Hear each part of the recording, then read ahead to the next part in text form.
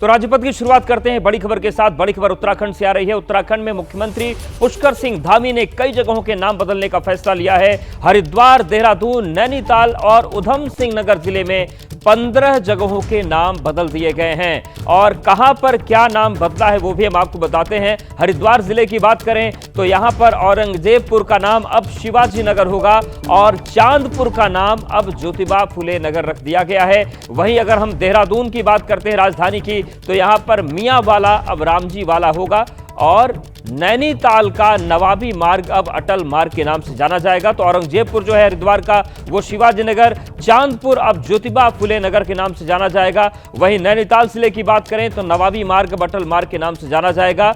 और उधम सिंह नगर जिले की बात करते हैं तो सुल्तानपुर पट्टी कौशल्यापुरी के नाम से जानी जाएगी। और सीएम धामी ने कहा है कि जन भावना और भारतीय संस्कृति विरासत के मुताबिक ये नाम बदले गए हैं। तो उत्तराखंड सरकार ने बड़ा फैसला किया है और कई जिलों में लगभग 15 जो जगहें हैं उनके नाम बदले गए हैं। और ये जिले हैं हरिद्वार, देहरादून, नैनीताल और उधम सिंह नगर, जहां पर 15 जगहों पर जगहों के और रास्तों के नाम बदल दिए गए। ममता बनर्जी के गंदा धर्म वाले बयान पर राजनीति शुरू हो गई है। शुभेंदु अधिकारी ने एक्स पर पोस्ट करके ममता से पूछा कि बताएं कि कौन सा धर्म गंदा है। आज एक कार्यक्रम में ममता बनर्जी ने इशारों में कहा था कि वो बीजेपी के बनाए गंदे धर्म को नहीं मानती। सबसे पहले आपको सुनवाते हैं कि ममता ने क्या कहा था। हम जानबूझ के एक गंदा धर्म जो इसने बनाया, जो एक जुमला पार्टी ने बनाया, वो धर्म को हम नहीं मानता है। हम जानबूझ के एक गंदा धर्म जो इसने बनाया, जो एक जुमला पार्टी ने बनाया, वो धर्म को हम नहीं मानता है। हम तो पश्चिम बंगाल की मुख्यमंत्री ममता बनर्जी को आपने सुना और उनके बयान के बाद एक्स पर पोस्ट करके शुभेंदु ने ममता से सवाल पूछा, लेकिन मीडिया के सामने आए तो उन्होंने क्या कहा वो भी सुनिए। मृत्यु कुंभ বলেছিল, আজকে বলেছে গন্ধা ধর্ম। সাফ করব হিন্দুদের নিয়ে, মমতাকে সাফ করব। হিন্দু ধর্ম গন্ধা ধর্ম। धर्म के नाम पर संग्राम ने पूरी राजनीति का रंग ले लिया है। इस मुद्दे पर बीजेपी और टीएमसी अब आमने सामने है।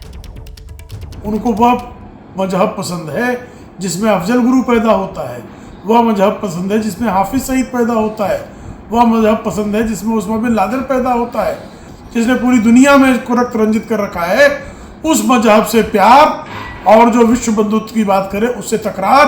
ममता बानो, कृपा करके एक बार अपनी मानसिकता का परीक्षण करा लें।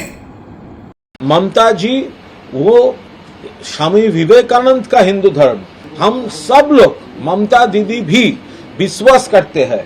और जो ये भाजपा हिंदू धर्म के नाम पे वो भेदाभेद का पॉलिटिक्स करते हैं, हम लोग नहीं सपोर्ट करते। हम लोग ओरिजिनल हिंदुइज्म सपोर्ट करते हैं। ममता दीदी ओरिजिनल हिंदू धर्म वो मानते हैं। ममता दीदी सेकुलर है। और अब बात करते हैं नई शिक्षा नीति की। तमिलनाडु में छिड़े भाषा विवाद को लेकर नई शिक्षा नीति पहले ही चर्चा में लौट आई थी, लेकिन अब इस पर कांग्रेस की पूर्व अध्यक्ष सोनिया गांधी ने मोदी सरकार की नई शिक्षा नीति को लेकर नए सिरे से सवाल खड़े कर दिए हैं। एक अंग्रेजी अखबार में छपे इस लेख का शीर्षक है the 3C that haunt Indian education today, यानी अंग्रेजी के अक्षर सी की वो तिकड़ी जो भारतीय शिक्षा को परेशान कर रही है। नई शिक्षा नीति पर सवाल उठाने वाले इस लेख की रचयिता है कांग्रेस की पूर्व अध्यक्ष सोनिया गांधी। अपने इस लेख में सोनिया गांधी ने लिखा है कि मोदी सरकार की नई शिक्षा नीति के सिर्फ 3 एजेंडे हैं।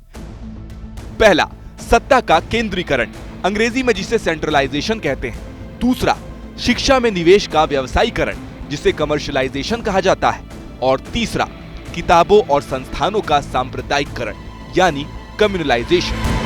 पर जिस तरीके से आप केंद्रीकरण कर रहे हैं, जिस तरीके से बाजारीकरण हो रहा है, निजीकरण हो रहा है, और तीसरा सांप्रदायिकरण हो रहा है, कम्युनलाइजेशन हो रहा है।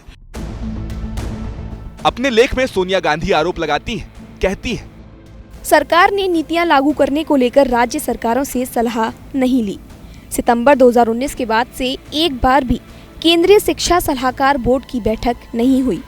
और विश्वविद्यालयों में वीसी की नियुक्ति में राज्यों के अधिकार खत्म करके देश के संघीय ढांचे को नुकसान पहुंचाया जा रहा है।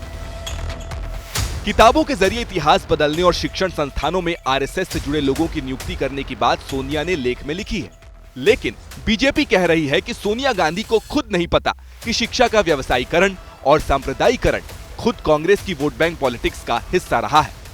और वो एजुकेशन को आरएसएस साइज्ड करना चाहती है, आरएसएस की जो नीति है उसके मुताबिक करना चाहती है, जो देश के भविष्य को बर्बाद कर देगा। A letter dictated by the NGO mindset. यह पूरी तरह से कांग्रेस के एनजीओ माइंडसेट को दिखाता है। सच्चाई यह है कि सोनिया गांधी को कुछ नहीं पता है कि व्यवसायीकरण कब से शुरू हुआ, क्यों शुरू हुआ। Why it stepped in. The Congress party are the prime movers in it. इसे लाने वाली कांग्रेस पार्टी ही है। सवाल सांप्रदायिकता का है तो ये खेल सोनिया गांधी की ही पार्टी खेल रही है। Being played by Sonia Gandhi's own party. उस समय एनसीईआरटी की किताबें जिस तरीके से प्रस्तुत की जा रही थी, एक खास समुदाय को वोट बैंक के लिए समर्थन करती थी। Trying to support a particular community for sheer vote bank politics. Sonia Gandhi का ये लेख ऐसे वक्त में आया है जब तमिलनाडु में 3 लैंग्वेज पॉलिसी और भाषा विवाद को लेकर डीएमके सरकार और केंद्र के बीच पहले से ही टकराव चल रहा है। ऐसे में माना जा रहा है कि शिक्षा नीति पर उठाए गए सवाल सोनिया गांधी की बीजेपी विरोधी दलों को नए सिरे से लामबंद करने की कोशिश है।